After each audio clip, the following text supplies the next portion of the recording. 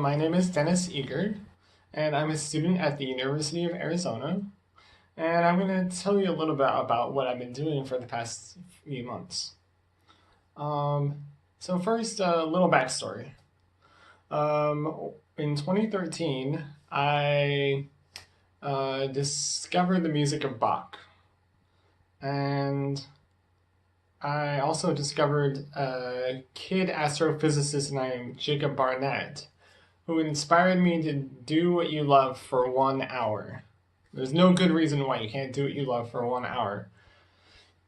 So I loved composing.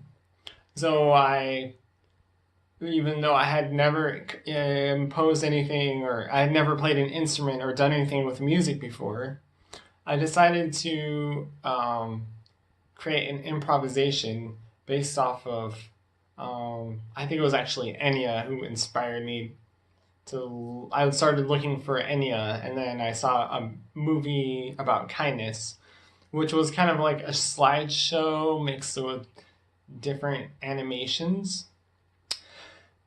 And when I, in my inspired state, composed this piece of music, this improvisation, afterwards I realized that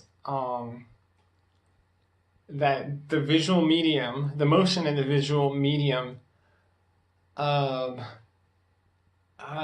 was meaningful to me.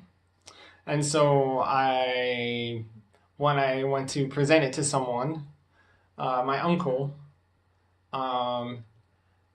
he listened to it, he held it up to his head, and I was kind of crushed that he wasn't watching it, because to me, in that video, the meaning in the music and the meaning in the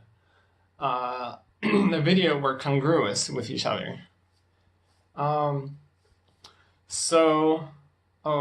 Fast forward a couple years, in 2014 I decided to learn to play the piano. I enrolled in a community college, and then in 2018 I decided to audition to get into the University of Arizona, and I got accepted. And then I've been studying for the past year, 6 months to a year there. Now I am at a stage where I've decided to work on this idea of an intersection between motion and music in earnest. I think that there is a reason why we see things in music and we see things in motion as meaningful. And I think that by finding more mediums to convey that meaning that intersects with music, I think it can help people to understand the music better and connect with people who might not otherwise be inspired or be touched by the music.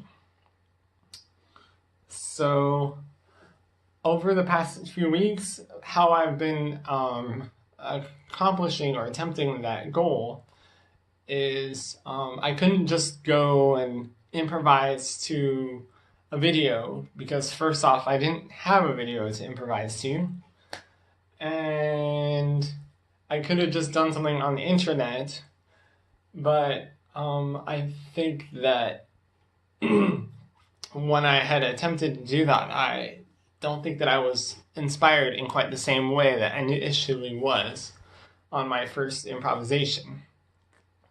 So I decided that I had to take a different path to that goal.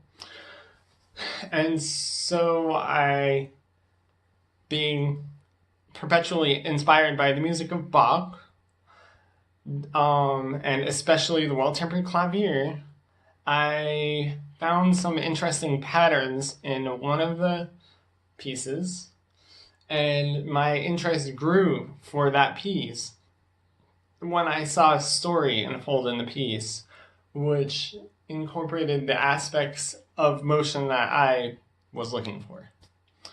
And so when I went about creating that experience, I decided that the best medium for me to do that would be the easiest medium.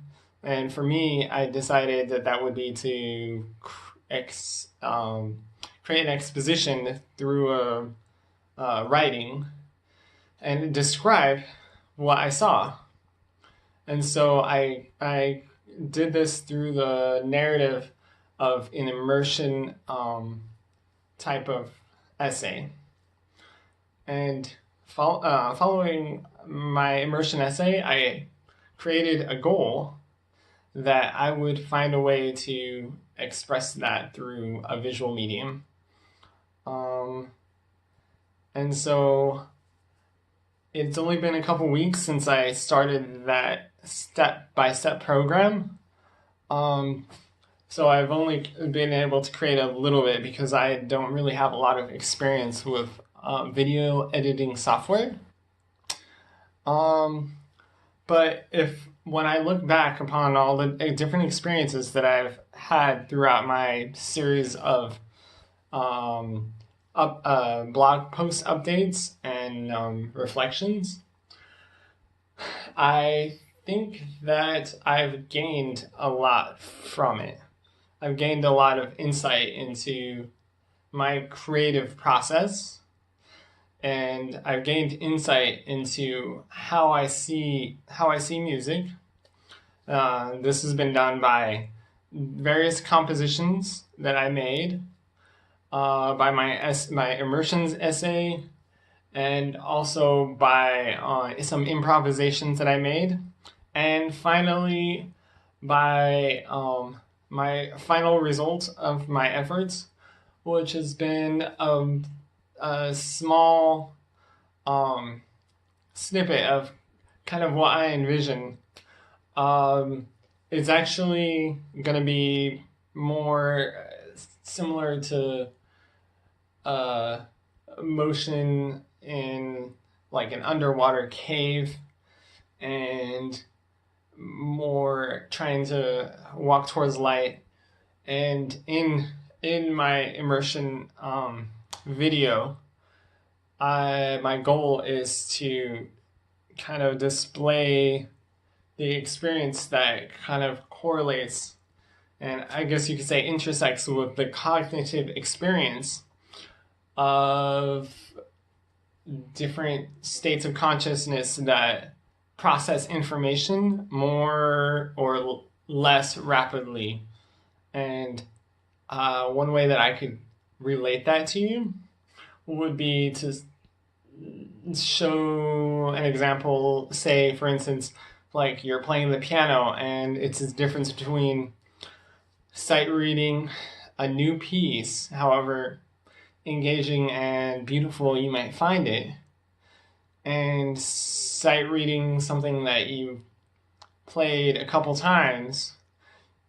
When you're sight reading a new piece, you kind of slow down, and you know that you have to process information more slowly to hit all the right notes and to not trip over your fingers. And this is kind of like similar to my immersion essays, that you're mentally, you have to be able to like process the right information at the right speed. So that's something that I've gained from my experience, and I hope that my results can maybe help influence or help someone to reflect on their own process, or maybe inspire someone to try something similar, or to think about a different perspective than maybe what they're accustomed. The instrument that I listen to when I'm thinking about this music from the Well-Tempered Clavier is actually composed on a replica of a lute harpsichord, or otherwise known as Lattenwerk in German. So there's a lot of different perspectives that I'm finding that are kind of different than what I see around me. And I think it would be interesting to see other parallel perspectives that, might be um, um, might be able to help me or inform me, or that I can grow from, and that might help me kind of piece together the puzzle that I'm kind of analyzing and trying to understand. So I think that brings that's about it, and I want to express my gratitude for listening to my long exposition about this project, and I hope that you might be interested in hearing more or learning more. So there's always research that you can do. I might leave you with a parting word that maybe you should find your spark, and try doing something that you love for 1 hour. There's no good reason why you can't do that. So I have to give a little shout out to my inspiration, Jacob Barnett. Anyways, thank you so much, and don't forget to hit the subscribe button. And I hope you have a wonderful night or day.